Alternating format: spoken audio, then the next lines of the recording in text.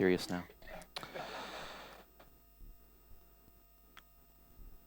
Bali's electricity is supplied by 98% fossil fuels. 2% is renewable energy. However, less than 1% is hydroelectricity. This is baffling to me. I don't understand how an island so full of renewable energy potential, so full of water flowing through literally every crevice and crack, has so little hydroelectric power. And I knew when I saw this pie chart, I had to try and make a difference. Hi.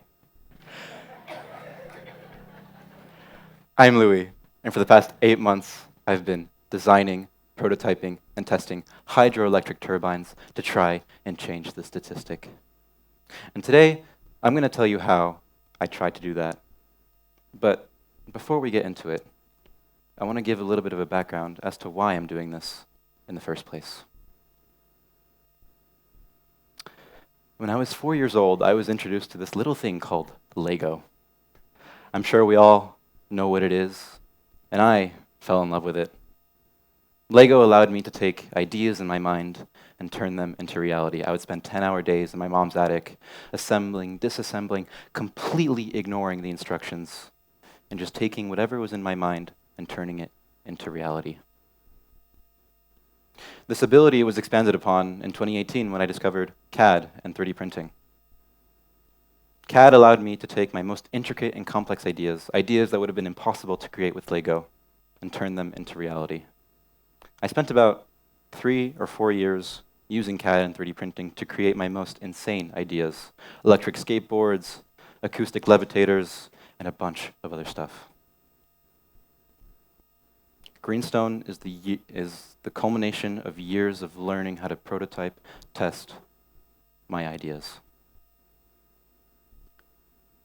Oh crap, no, don't look at that. Before I even started my Greenstone, I knew I wanted to do something related to renewable energy, but I wasn't sure what form of renewable energy I wanted to tackle. Living in Bali, I had seen during the dry season that winds get quite strong in rice fields, and this inspired my first idea. Oh, that's so cool. I would create low-tech wind turbines that could be placed in rice fields and take advantage of these strong and consistent winds. I created a few prototypes, gradually scaling up, but eventually decided that they were too inefficient and too expensive to be viable for large scale.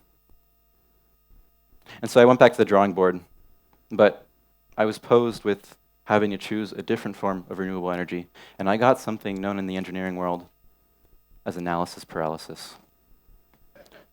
Essentially, I was unable to pick a solution to my issue, even though I had a bunch of solutions. I mean, I could do solar. Solar was interesting because it's mass manufactured. I would essentially buy solar panels, give it to local communities, and then they have electricity when the sun is shining. But that just makes me a solar panel salesman. Like, nowhere for me to put my mechanical fingers, nowhere for me to innovate and create. And so, despite the impact it could have, I decided against it. My next idea were hydrogen generators. Ooh, cool.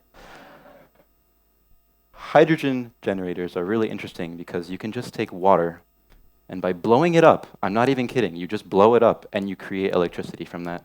I could take old diesel engines, convert them to hydrogen generators, and then give them to remote communities who just need water to create clean electricity. However, I also decided against that because I thought the impact it could have was too limited. And so then I was left with hydroelectricity. Hydroelectricity is especially interesting in Bali due to something called the Subak system. In Bali, we have a network of tens of thousands of canals providing water from the lakes down to the shores, going through rice fields and being used to irrigate rice fields. My idea was to take advantage of these canals and create hydroelectric power from them. But I've never made a hydroelectric generator. I have no idea what I'm doing. I'm sitting here in May of last year in Greenstone class, and I'm just like, hydroelectric, but how? Regardless, I pushed on. In the beginning of grade 12, I joined PAC-RAM's Syracuse University undergraduate research class. Oh my God, such a headache to say. And I began to research. I looked at dozens of different generator designs, slowly filtering through what would work and what wouldn't work for me. And I discovered these things called Archimedes screw turbines, or better known as ASTs. I wrote a literature review comparing different testing methods and the pros and cons of each method on Archimedes screw turbines. Now, you may be sitting there wondering, what the hell is an Archimedes screw turbine? Well, fear not, my friends, for I am here to tell you. An Archimedes screw turbine is a turbine that uses water flowing through its screw blade to create electricity. And I chose this turbine to be used in Bali for 3 reasons. Number 1, resilience.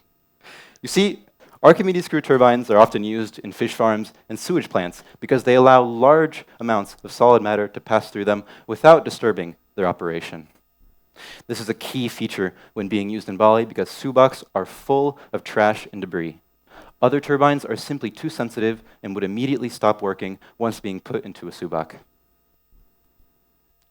And then I have photos. I forgot. Number 2.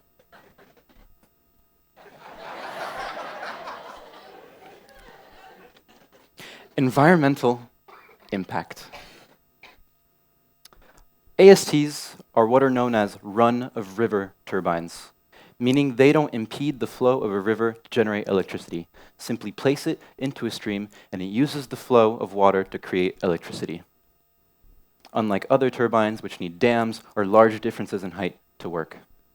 And this is extremely critical because subaks provide water to rice fields, and if I impede the flow of water, I stop rice from growing, and I cannot let that happen.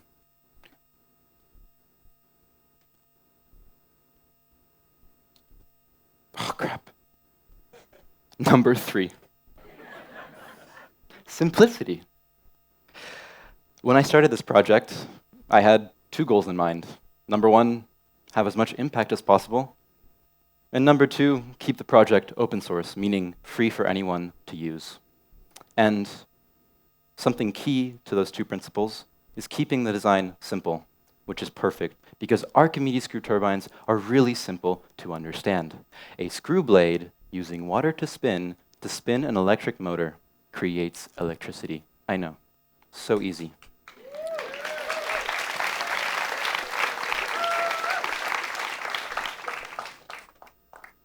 And so, with these 3 ideas in mind, I began to prototype. Wow.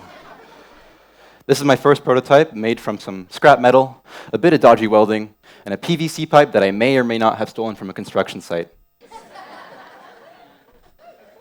Nonetheless, it worked, and it did in fact spin, despite how ugly it looks. And so, with this proof of concept working, I decided to move on. I was unhappy with how the screw span, and it was hard to make. And so, I went back to the drawing board. But this is where I got my second bout of analysis paralysis. You see, by this point in the project, I had experienced this phenomena quite a few times, and I got tired of it. And so one day, I told myself enough was enough. And I decided to devise a couple strategies to help cope with it. I decided to go running as a form of meditation, a way to clear my mind and allow me to think of solutions unblinded by daily life. If I was too tired to run, then I would sit down and think. I know it's so complicated, but it works. And during this analysis paralysis phase in about mid-October, I went for a run. A very boring run. But it got me thinking about a solution. You see, I had initially brushed off the idea of 3D printing because in my mind, I just thought it wouldn't work. So I have a demo here. Show and tell. Basically, if you don't know how a 3D printer works, it deposits thin layers of material and builds on top of the layer before it. But this means that you can't print midair because there's nothing to support the material from below. And so when I had envisioned this process in my mind, I just thought it wouldn't work, and it would look all ugly and yucky like this because there's nothing to support it from below. But during this run, I was like, Louis, come on, you haven't even tried. And so I tried. And it turned out, after a couple prototypes, I could actually get it to print with almost perfect quality and without the need for supports, if I got the angle of the screw just right. And so that's what I did, and that's what's here in front of you today. Look how pretty it is. I know, thank you.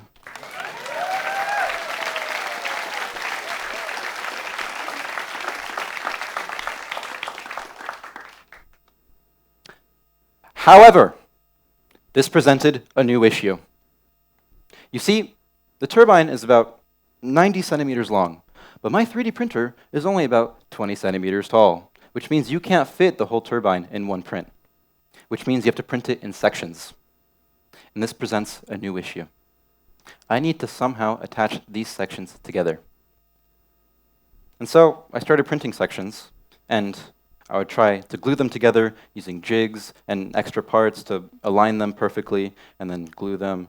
But the glue either wasn't strong enough to hold it, or the alignment was just off, and overall it was a pretty clunky and not good solution. And so, once again, I went back to the drawing board, and I was trying to think of a new solution until one day I was scrolling YouTube shorts.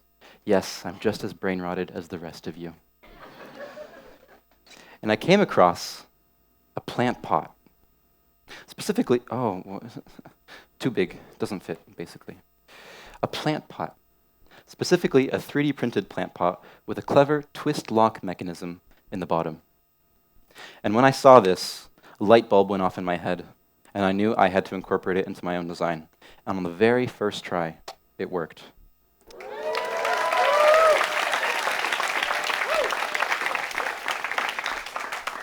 This solution was very beautiful and allowed me to solve the attachment. So I swear it works. The attachment and alignment issue simultaneously without the need for glue.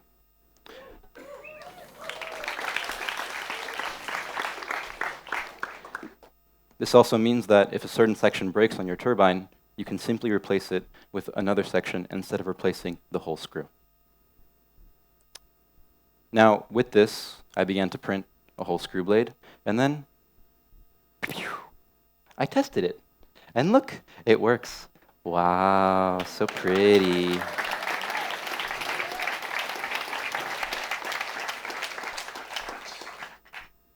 And so, that was my second prototype. I was now happy enough with the mechanical side of things, and I decided to move on to the electronics in prototype 3.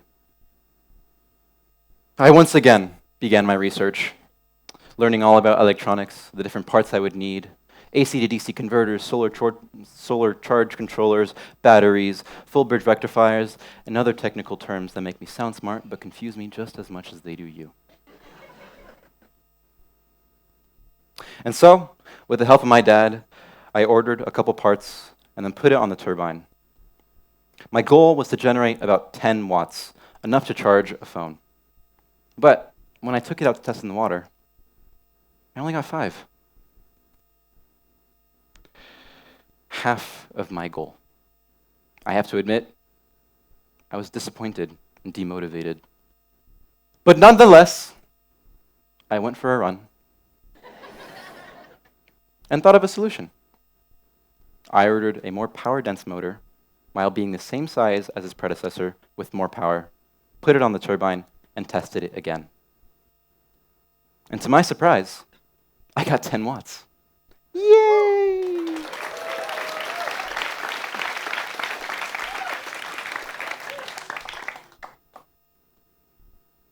And that was it. I had achieved my goal. Months of designing, prototyping, testing over and over again had led to this moment. All my work contained in one object. I was happy it worked. But if I'm being honest, it was quite underwhelming. I had imagined this moment for months and thought that I would be ecstatic when I reached it. But I was just happy. And this made me realize that my love for engineering doesn't come from the result. It comes from the process, the hardships, the literal blood, sweat, and tears I put into a project. Oh, no, I forgot a part. Okay, so when I was making it, I had to figure out the gearing because basically this thing spins too slow. And so you have to speed it up when it connects to the motor. And so I spent like, I'm not even kidding, like 8 weeks designing like 1,000,000 gears. And then there's more photos. And then I ordered the same ones out of metal, and then I put it on, and then it worked. I forgot that, but there you go.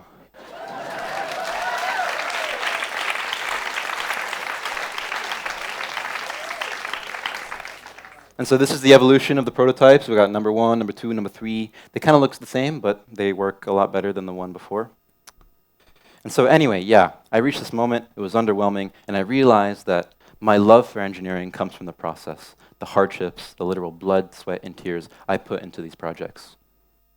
And so it made sense that when I achieved my result, that's not where I got my happiness from. I got it from the 8 months of work I had put into the project. So yeah, that's basically it. Wait, don't clap. All the files and instructions for building one of these turbines will be available on my website, along with a YouTube video explaining how to make one yourself. This turbine cost under 500 thou.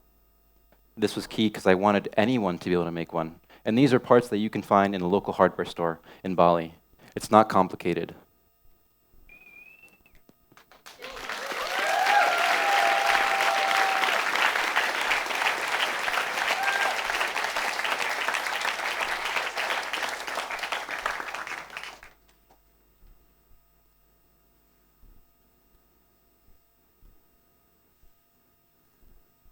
QR code.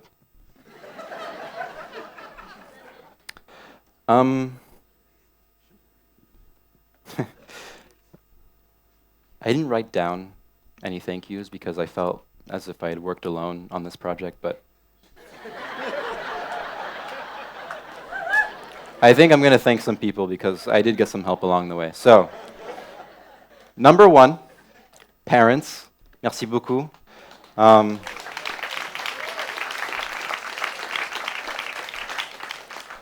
They're my bank account, my motivators, and my birth givers, so thank you.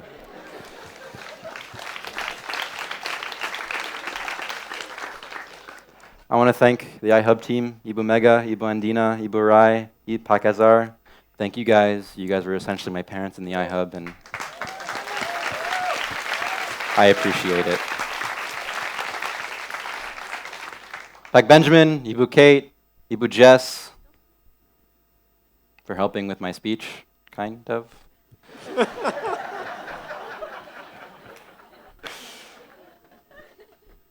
And to my lovely girlfriend, Zosha, for pushing me through my hard times.